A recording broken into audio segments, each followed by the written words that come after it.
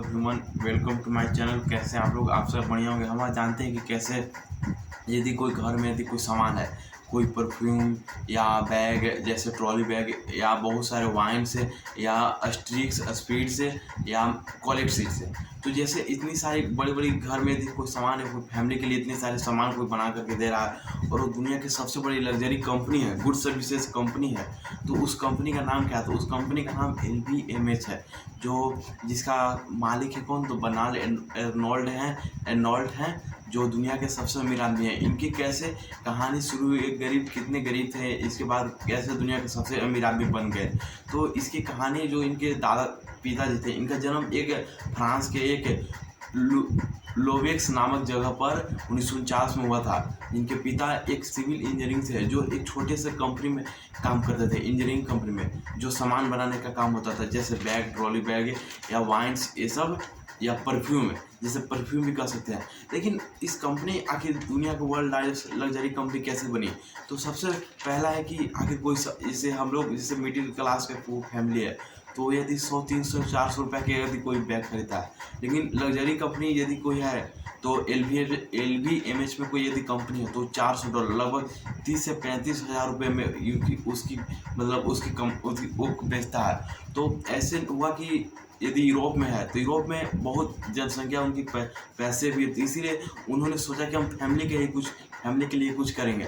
तो इसीलिए उन्होंने अपने यहाँ जो सामान बनाया, जो उन्होंने सामान बनाया अपनी फैक्ट्री में, वो क्या किया, वो एक फैमिली के लिए बिलोंग्स के था, फैमिली के लिए सिर्फ ही था। वो कंपनी बर्नार्ड अर्नोल्ट ने बनाया जो। तो बर्नार्ड अर्नोल्ट के जो पिता जो सिवनी जब काम करते थे, तो उन्होंने इस कंपनी को शुरुआत की थी 1930 के आसपास में। जब वो कंपनी की शुरुआत की तो बर्नार्ड अर्नोल्ट ने कहा कि नहीं, हम भी मतलब अपना धीरे धीरे वो कंपनी को क्या करते रहे, धीरे धीरे कंपनी को बहुत सारी कंपनी जो उन्होंने खरीदते रहे। तो बर्नार्ड अर्नोल्ट से जैसे बर्नार्ड अर्नोल्ट का नाम भी नहीं था 2020 के पहले, क्योंकि उनकी संपत्ति लगभग 2020 में कोरोना से पहले $76 बिलियन की संपत्ति थी। लेकिन 2020 के बाद में जब आज देखेंगे तो उनकी $187 बिलियन की उनकी संपत्ति है। तो कैसे हुआ? क्योंकि कोरोना के बाद लोगों ने सामान बहुत जम करके खरीदा है। ऐसा नहीं था कि कोरोना लॉकडाउन हो गया और ऐसा नहीं हुआ। लेकिन बर्नार्ड अर्नोल्ट जो थे वो कंपनी में, जैसे सेंट फेरेक्स नामक एक कंपनी है, तो उन्होंने जब कंपनी को खरीदा 5% के शेयर के साथ, तो कंपनी के जो मालिक थे ना, उन्होंने बोला कि नहीं, तो कानून हो गया। कानून के बाद इन्होंने अपनी कानून जीत गया, तो इसलिए सेंट फेरेक्स कंपनी अधिग्रहण किया। सेवाइन नामक एक कंपनी, वो भी इन्होंने ग्रहण किया। और चमड़े जैसे जूते चप्पल, जैसे बाटा जूते चप्पल बनाता है, तो उन्होंने सेवाइन चमड़े में जूते भी इन्होंने बनाना शुरू किया था अपनी कंपनी में। तो उन्हें उसका शेयर भी, उसके जो कंपनी था उसका भी कंपनी को खरीद लिया, उसमें 10% का इनका शेयर भी था। और LVMH जैसे लुई विटॉन, मोट हेनेसी, LVMH इनका कंपनी है, जो पूरे कंपनी को मिला करके एक इसका नाम दिया गया LVMH है। तो LVMH में इनका खुद 10% का ज़्यादा से शेयर है। फिर दुनिया की सबसे बड़ी लग्जरी कंपनी है। इन्होंने सोचा कि हमें क्यों ना, जैसे कि इन्होंने सोचा कि हमें क्यों ना विस्तारित किया जाए कंपनी को, तो इसीलिए इन्होंने न्यूयॉर्क में एक अधिग्रहण किया। इन्होंने वहाँ पर संस्थान खोला LVMH की कंपनी के लिए। तो वहाँ पर इन्होंने बनाया और इसके लिए भी इन्हें काफ़ी कंट्रोवर्सी का सामना करना पड़ा, लेकिन ऐसा नहीं हुआ। लेकिन 2018 में आसपास इन्होंने उस LVMH की कंपनी को क्या किया, उन्होंने वहाँ पर संस्थान खोल दिया था न्यूयॉर्क में।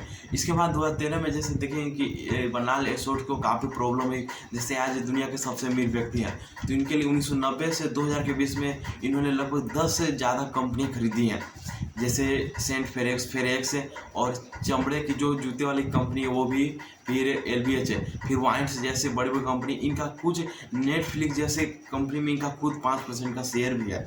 इन्होंने इतनी बड़ी साम्राज्य बढ़ा के, इसलिए ये आज हर दिन लगभग 500 करोड़ से ज़्यादा भी कमाते हैं। लेकिन इनके पास इतनी पैसे के लगभग 300 साल तक, इनके हर दिन अगर 8 से 10 करोड़ रुपये यदि खर्च करेंगे तो इनकी संपत्ति लगभग 250 से 300 साल तक चलेंगे। लेकिन बर्नार्ड अर्नोल्ट तब भी नहीं रुके, उन्होंने बहुत संघर्ष किया, रिसर्च किया।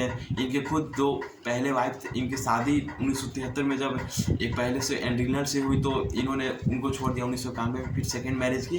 फिर उसके बाद सेंट नेवियर नामक एक व्यक्ति जो 1987 में जब इनके फैमिली से बिलोंग नहीं करते थे, तो उसने इन कंपनी को LVMH को उसने संभाला। फिर उन्होंने बाद में इस्तीफा दे दिया। इसके बाद बर्नार्ड अर्नोल्ट था, इनके पिता ने शुरू की थी और इन्होंने अभी मालिक हैं। इनके खुद 5 बच्चे हैं, डॉल्फिन जो